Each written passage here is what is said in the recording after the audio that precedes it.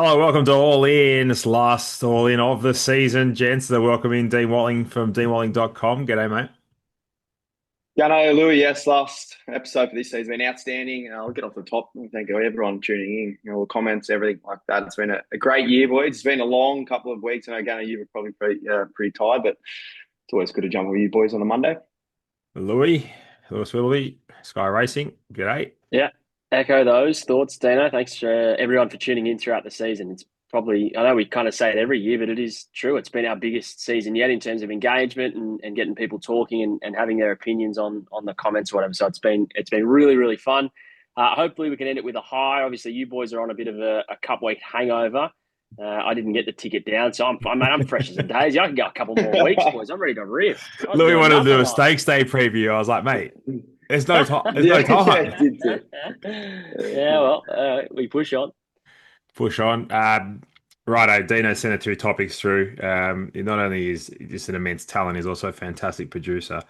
And he wants to kick off, he wants to kick off with top five horses of the spring. We'll go to best story of the spring, and then we'll go to one thing that we might just want to change, um, Mm, including Dino's rehab on his finger. That might get an appearance because mm. fair dinkum, that finger, mate, it's still show right. That's been you've had that your finger. I've never seen a finger injury last 6 months. Unbelievable. Oh, this is my worst injury in my life. There It's the you go. dumbest one. Oh, too funny. Right. Top five horses from the spring. D Watling, kick us off. Yep, this is my top five. Number one, Sir Dilius. Obviously, didn't get to see the best of him. Autumn Glow, unbeaten this spring. Probably haven't seen her ceiling yet. I think she only gets better. Jimmy Star, probably an underrated horse for me, but his last start win was outstanding. Could probably even go further this week in CF4. Tempted. She's got the world at her feet. And I threw in there Sistina. Probably could have threw in Tentyrus. I think that's the one. And Chow Wolf, the two that I could probably sneak in there. But yeah, so Dilius, Autumn Glow, Jimmy Star, Tempted, and via Sistina for me, Lou. Few hard luck stories Yeah, there, Lou. Hopefully, you've got a few covered. no, not a heap different to be fair. So I had Sir Delius. We'll always be left to wonder what could have happened in the Cox Plate and Melbourne Cup with it. Cannot wait to see what happens in the autumn. Half Yours was in there, and obviously Caulfield Melbourne Cup double. That's always a great story, and Ah, just that cup win, like to race away from them mm. is insane. Autumn Glow, agree with everything you said, Dino. Can she measure up weight for age in the autumn? Do they go for a Doncaster even with the weight like they did with Winks one year? So we'll have to see. The one I put in that was a bit different, and it was Pocket Talk is apocalyptic. That stretch in Sydney that ended up with the Group One win. Like, go back, right? Yeah, check tapes, boys. Check the tapes. I was saying she's against the same horses again. Again, she's going to beat them, and then obviously goes down to Melbourne first time, semi afterthought, and goes really close there. And the fifth one, I couldn't pick, so I just said take your pick of any of really the Godolphin horses that have shone. So Tempted, even Attica winning. Then you've got Tentyrus. Bivoct was huge in the Golden Rose, couldn't back it up down the Flemington Straight, but no real knock. So just pick any of those to fill your fifth spot. Observer. And yeah, 100%, absolutely, and missed a few in there for sure. So hard to find five, boys. What a great carnival it was. Yeah, top Mm. five horses for the spring. Half Yours, clearly on top for mine. Just super Yeah, impressive. Winning, good idea. Cup double. Was it only been done Mm, 12 times? mm. Mm. Pretty impressive. Pretty impressive effort. And the way that, and Jamie Carr, throw her in the mix as well. Just like the Yep. storyline's fantastic. And we'll get to the storyline as well, but unbelievable. Car Ying Rising has to be second. Just absolutely brain them in an Mm. Everest. So I understand why you left him out because he's from Hong Kong and you guys just aren't a big fan of the invaders, but that's all right. Via Sustainer, I think she's well and truly below well, I think, yeah, she is well and Yep. truly below her best, but to be as gutsy as she was and to come out and win that Cox Plate and then perform really well on Saturday, super, really, really good. Definitely deserves a spot in the top three. Charwoff, I think he's stamped himself clearly as a weight for age Group One galloper, no doubt about that. Last two wins have been exceptional. Blinkers go on. Pride of Jenny's been in the race, so fast tempo is right up his Mm. alley. Can't wait to see him in a Cox Plate next year. And Tent Tyrus, Mm. Mm. some win. Notable mentions: Tempted, Oh Autumn yeah. Glow, I don't know. Now we're doing horses we like, maybe in benchmark 64s at Kembla. I don't know, like Apocalyptic. You know. I knew that was coming. Right, Louis, kick us off with what was the other one you had, Dino? Um, one thing, no. Moment of the, Best no, moment of story the of the spring. spring or moment of Mm. the spring, Louis. Uh, Again, how do you? I couldn't put one above the other. I think the fact that they got Kaying rising out here to win the Everest was a great story. Was it the mammoth contest we were hoping it was going to be? The race in general, probably not. It sat to 1-1. It was all over from there, and he was below his best, and so are a few others. So, but just still to come and contest this race was unreal. Jamie Carr in terms of Caulfield Cup, Melbourne Cup double, first time by a female jock. Obviously, 10 years post Michelle Payne winning the Melbourne Cup is an unreal story. Mark Zahra, I think, deserves a huge mention. He's always been, we always know he's the grand final rider, but what? I mean, Wow. he was just running rings around him. Him and J-Mac really just had an absolute gap on them. He's a jet Zahra, and that pays for his next sojourn wherever he goes. Doesn't mind a good little holiday somewhere, I reckon. And there's just so many others you could go through. And I just wanted to mention again, and this is even not from a Group 1 level, but in terms of the whole operation, post James Cummings leaving, everyone was kind of going, okay, well, how's Godolphin going to fit in now to the Australian racing landscape? They send their horses out to all different trainers. Yeah, flying. Not a As bad you just model. mentioned, going absolutely flying. So big kick to them too. Dino, if Louis hasn't stolen all of, you only get one story, one narrative create, and he's taken six of them. Anything left for us, or I didn't even need a prep. I just come on and A, B, C, D, E, F, G. still Just one of lock Louis? one in. Lock one in.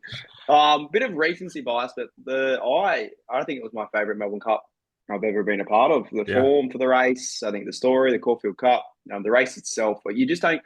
The sprinting races, I figured out this year that because they're so short, sharp, sometimes they are anticlimactic. Just 3,200 meters, the whole setup. It's just creates such cinematic setup there, and Half Yours was that exactly, and didn't just beat him, absolutely tout him up. Only horse from Australia in the race, back to back Group Ones there, Caulfield Cup, and then the McAvoys, like them post race, pre race, to win one of those with your dad would be phenomenal. So that was my pick. I think hard to go against Kaying Rising, maybe because it's so long ago now. It feels like the start of the spring. But that story elevated that race again this year. But Half Yours for me going. Yeah, but he was the best sprinter in the country. He should have come out and done what he, did what he did. Mm. So I think you're spot on with the half yours. In just English digital purchase owned by the Mm. late Cole McKenna, Jamie Carr, or Jamie Mellum, I apologize. Jamie Mellum rides like Kieran underbidder. Like Yeah, it's a it's a fascinating, layers to it. fascinating Yeah. story. And then Jamie's not riding in career best form, like nowhere near it. Mm. And now it just goes good ride, Caulfield Cup, best you'll see in a Melbourne Cup. Mm. She's back. Yep.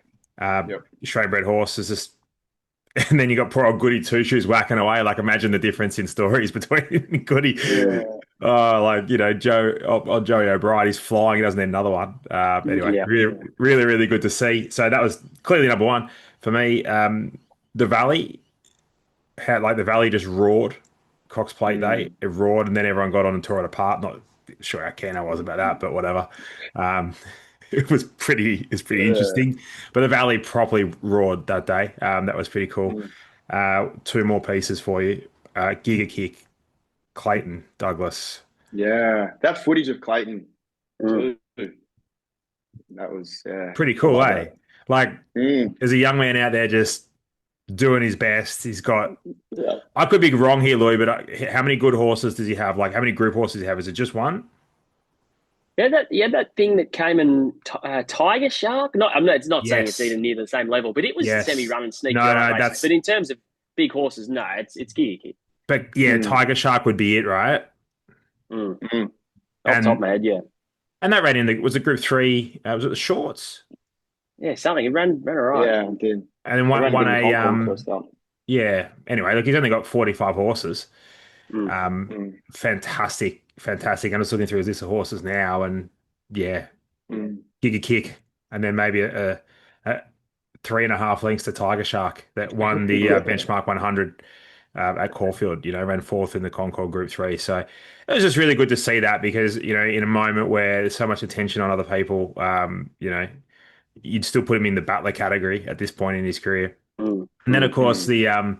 I think everyone assumed that the trainer of the Oaks winner was a young fella, Thomas Carberry.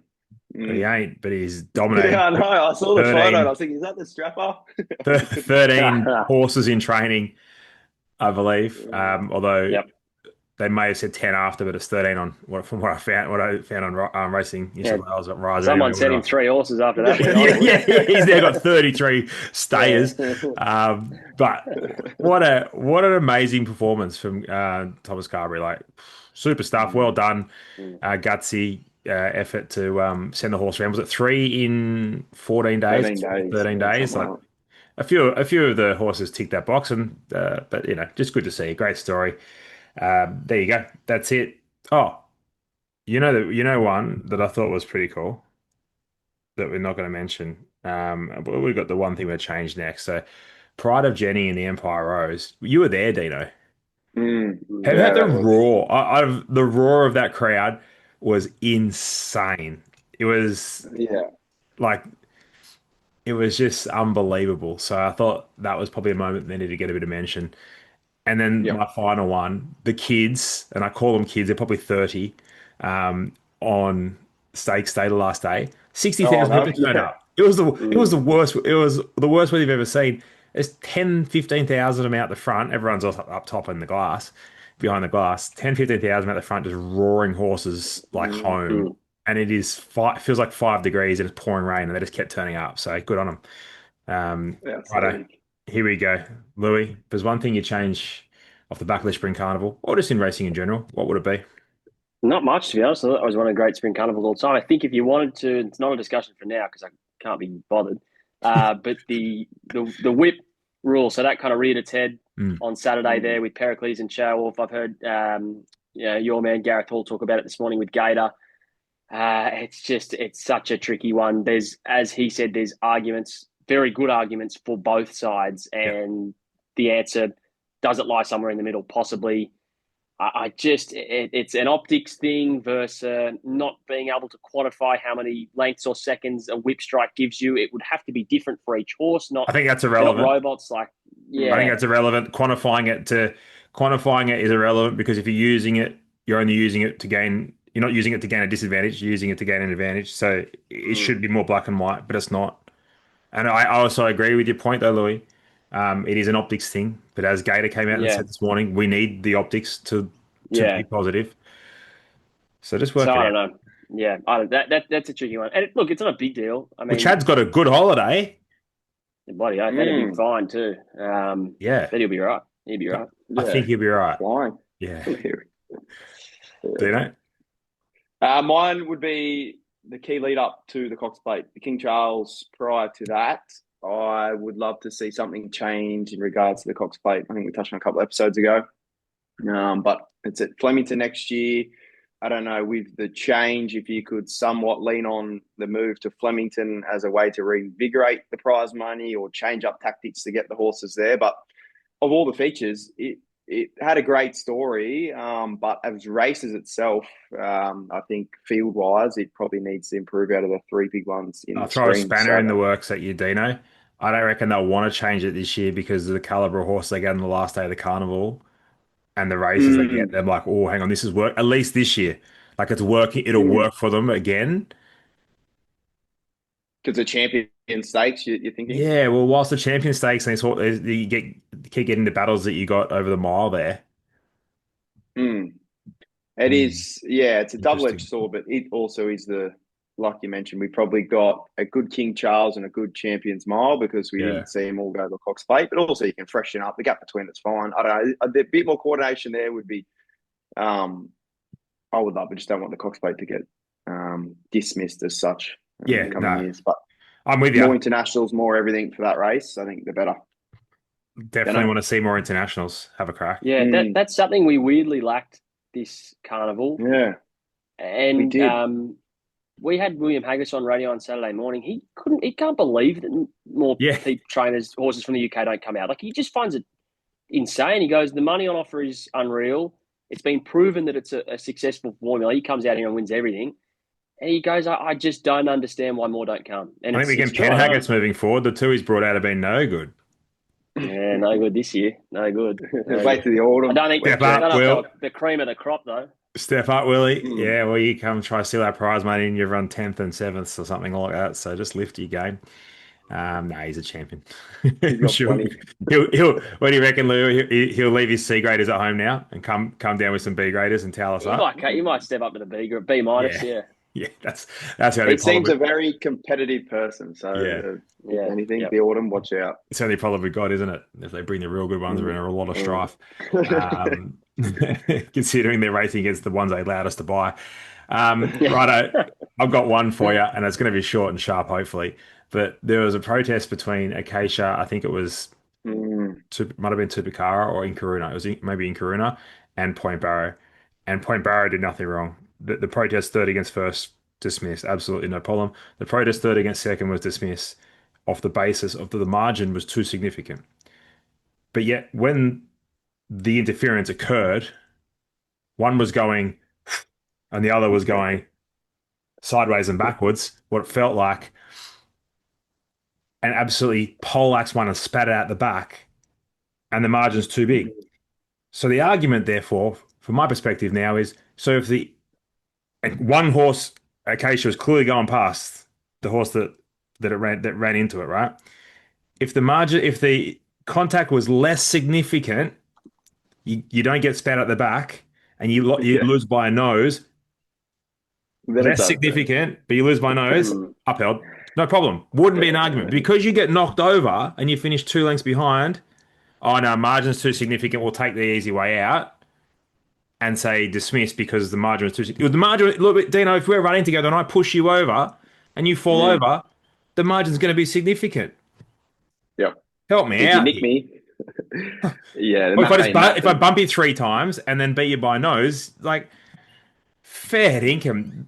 They have to consider the margin the horses are at and the momentum and the rate that they're going when the contact is made and when the interference is made, not the end margin. It is the most ridiculous thing in the game. Forget your whip rule. That is the most ridiculous thing in the game. Louis, anything, something, help me. So, I haven't seen. I'm literally just watching a replay right now. Yeah. Yeah.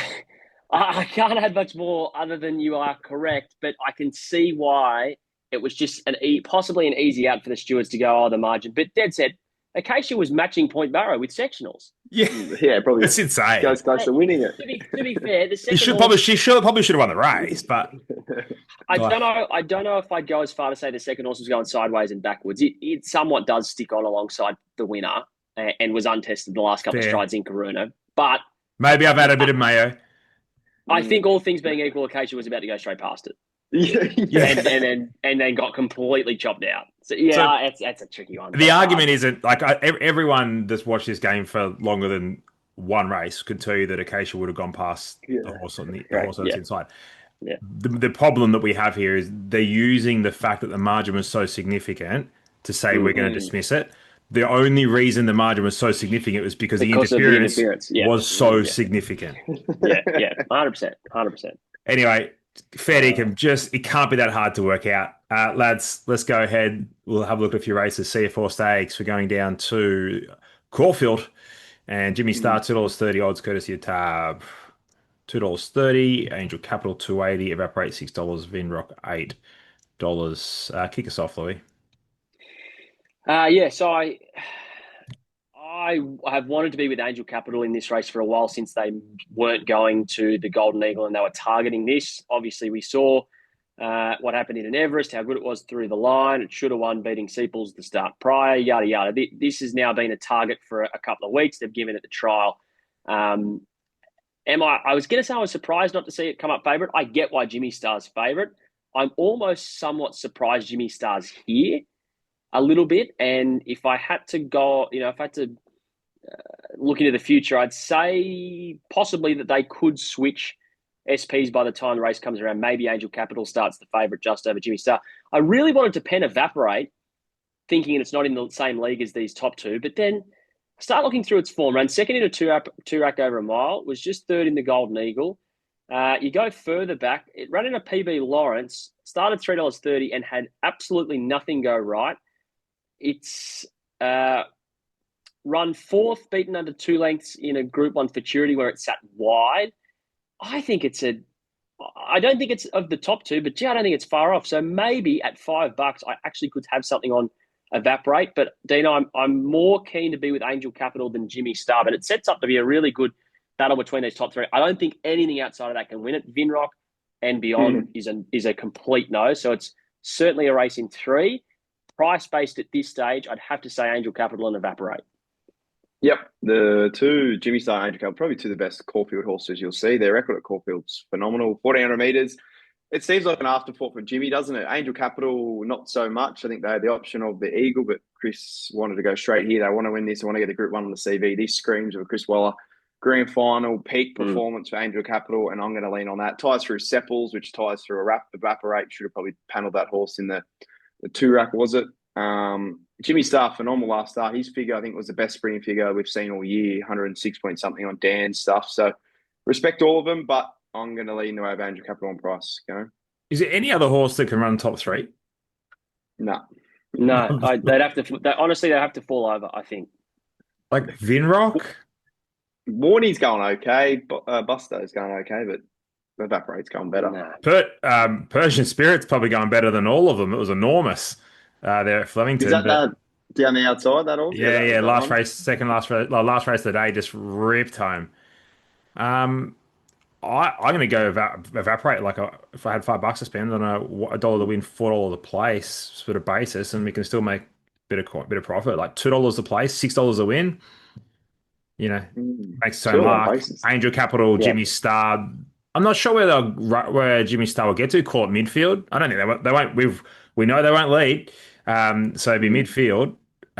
Angel Capital will be midfield, if not worse, and Evaporate will more than likely be up on speed. So just you might get a warm Caulfield day, and we'll roll the dice. And now I've said that out loud, I'm actually going to back it on a 2x3 basis just to make a small profit for a place and really talk yourself into it. Really cash in. Well, the more you think about it, you say it out loud, and all of a sudden you think you're not a complete other goose. Although I am, 9/10 a goose. Anything else, lads? I literally have no idea how anything else can finish top 3 in that race. It's scary. Genuinely. Yeah. If you can get $2 a place Evaporate. It's sitting right in front of us. Yeah, with the Green Cafe. Wow. Crazy. All right. Let's go to the Hunter. Dino. Coal Crusher, $4. Yorkshire 5s, accredited 6. Clear Thinking, a Stadium Marcel, $8. Out the gate, the rest. Double figures. Yeah, a bit of a poor edition of the race. 1,300 metres. Yeah, 30. Yeah, it's come up a little bit skinny. 1,300 metres. It's a quality as well, boys. So the weights will be interesting for this race. Coal Crusher, its 3rd attempt at this race. It has had the exact same preparation, near bang on the last 2 years. It won it in 2023, ran through the Russell Paulding coming to this race. Won last year, did the same. It was 5th up, though, so then been 4th up. It had finished 11th in the Russell Paulding, and come out and ran 3rd in this race. So it was outstanding last start. It sat 3-4 wide on speed, and obviously got beaten by Jimmy Star and Lady Shenandoah and a couple of, I think one more back to the inside, but that's got to be the grouse form. Yorkshire's running really, really good time and visually outstanding at the trials. I think they're the only 2 horses that can win. Accredited, I doubt that horse can win. Clear Thinking, great in a Kosciuszko. Estadio Marcel is good winning last start, but outside of that, I think it's very, very thin. So I'm just going to have a strong 2-bet play. $4, $5, Coal Crusher, Yorkshire. That's the way I'm going to play the Hunter this year, Lou. And it's dry as well. Just in the forecast too, should be a good 4 there on Saturday.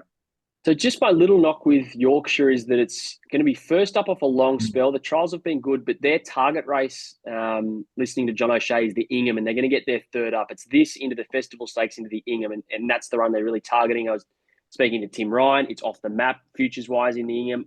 So I just wonder if this is a good little back to the races for the first time in almost 39, 40 weeks. Prep run. Coal Crusher, this is Coal Crusher's race. It's Christmas Day for Coal Crusher every time this comes around. Clear Thinking at $8 was the one that stood out to me. Obviously, the Cosy win was unreal, really good. I heard Massara say he doesn't know if it'll even make the race on ratings or on Mm. There's a stack of noms. yeah. So that was my little concern taking the $8 if apparently it may not even get in the race. I think if it makes the race and the market is kind of how they line up, I think it's a really good chance because I think it's better than a Kosciuszko horse. I think we know that as well. That it's set for group targets. So at $8 if it was to make the race, but that's your gamble. If it doesn't, you've done your cash. I just Coal Crusher. I can't get excited at the $4 about really, albeit it will likely start shorter on the day. You would have thought. So what does that all mean? I'd have something tentatively on clear thinking, but would be annoyed if I do my cash. It doesn't make the race. Mm. I've got no idea. I'm looking at Robusto at $13. The trial was pretty good. You know, nice little freshen after running seventh to Sir Delius Lindemann, only 4.5 lengths off them. So yeah, I'll probably go sneaky Robusto at the price, but no real confidence. Max Lee's Classic, I got one for you. You ready, lads? We'll start firing away. Yeah. Any tips you got?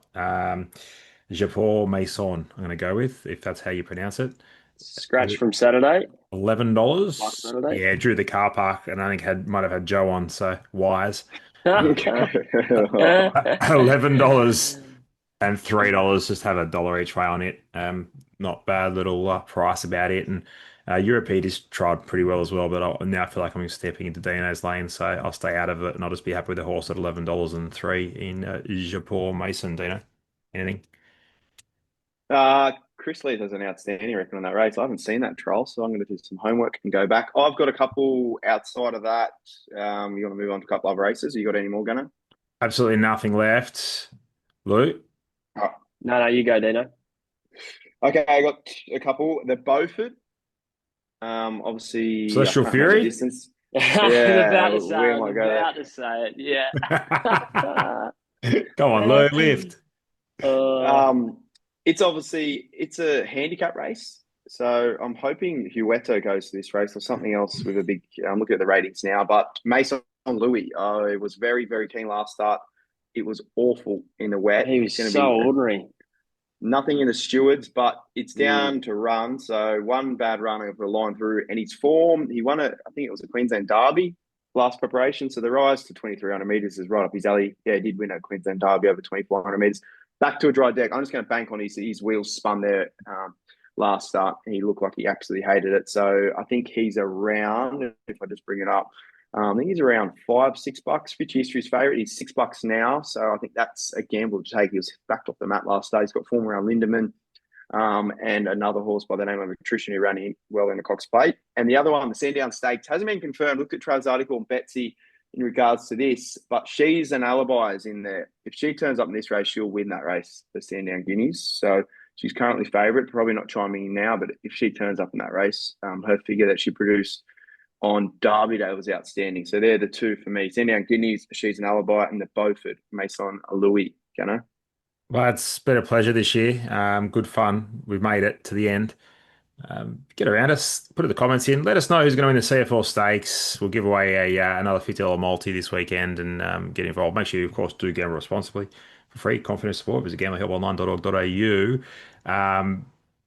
Any future plays over the WA, Louis, you probably just go straight to you. I've got one, but you're the man with a finger on a pulse. Anything, something, mate. You drop more names than Gareth Hall in your little Johnny O'Shea drop before. Something, anything. Hey, He's Johnny, he wasn't still. talking to me. Oh, It's not like Ian. I was talking to him. It's all Oh, on social. I'm a sponge, guys. I just take in all the information I can find. Just quickly, I actually like Sensu Cavati in the Sandown Guineas. It choked down last start, and before that was flashing home behind Navy Pilot. So if you want to forgive that last start run, which is good form actually in that race behind Regal Award and Obvious and Co. So it started at $2.90 chance there. Forgive that, it should run well again. Perth, what do you do? It's Giga Kick versus Overpass, isn't it? Really did you hear in the sprint. the other day, Dino? Clayton Douglas came on SEN track and said, "Oh, Giga Kick will head over there." It was $15 into eights into six. You might know someone, Louis, that's close to you. $2.80. It rhymes with fleece. that got Oh yeah. that got He's making a $14. fleece. Yeah. Oh yeah, right. Oh, Yeah. good for him. He's the Yeah, sniper. he needs it. He needs it, doesn't he? Yeah, Oh real yeah, real struggler. battler. Battler, yeah, real battler. That Next bloke. horse Don't I worry get about with him, these. I ain't paying the bills. Don't worry about Fair these I dinkum. punters carried him all knocking off Thursday. It's prices. unbelievable. He is the best sniper there is. Don't worry about any punters knocking off prices. He It's just just knocks them trainers off for doing it. fun. Anyway. Yeah. Yeah. Sabaj Railway Stakes, $10 ish, maybe even 13's still around. Are they 100% going? I believe that is the plan. Mm, I won't throw my sauce under the bus because you never know, but just have something small. mm. For a $10 punt, have a No. dollar on. That's all you got to do. It's just a futures bet. Oh, I Back to thought that was something pretty we want good. to. What was it? Sabaj, I thought he was pretty good. Second that up. was great. Yeah. Like, where else is he Dry going to Deck's go? probably Second better up. too. The other option is him. I wonder if they just whip him up to a gong. They probably would. Gringotts got confirmed there this morning, if my memory Yep. serves me right. Well, he'll be winning. Don't worry Yep. about Yeah, it. it's been Send hammered. Sabaj to WA then. Speaking of things, one last thing, boys, to change for the spring is our $10 staking plan. That will never be coming back. Yeah, I like how he just dropped it and didn't say anything halfway throughout the season. It just got fleeked. It's got too hard. Yeah. We'll come back with our $6 million staking plan in 2026. All right. Thanks, lads. Been a pleasure. Great Thanks, stuff. See you, boys. boys. See ya.